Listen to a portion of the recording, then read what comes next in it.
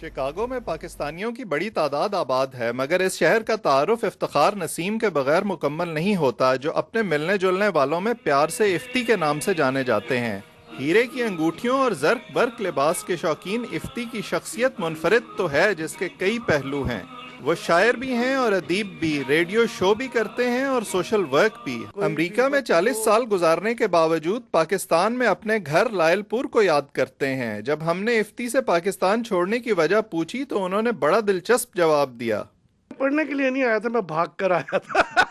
Basically America में भाग कर आया था, but I went to school here. भागने की वजह क्या थी? वजह यही थी कि मैंने एलएलबी किया था, तो शादी करने लगे थे, तो मैंने करवाना नहीं चाहता था। इफ्ती जहाँ भी बैठते हैं मेला लगा लेते हैं। बाहिसियत शायर बहुत हम काफी इम्प्रेस है।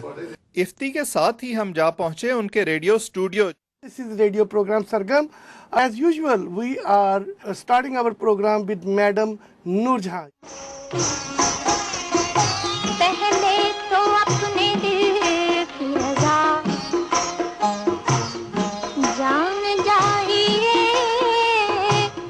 इफ्ती ने अमेरिका में अपने पहले 20-25 साल तो मर्सिडीज फरोख्त करने के कारोबार में गुजारे, मगर पिछले 15 साल से उन्होंने अपना सारा वक्त लिखने लिखाने में सर्फ कर रखा है। कैमरामैन आलम के साथ अवैस सलीम, दुनिया न्यूज़, शिकागो।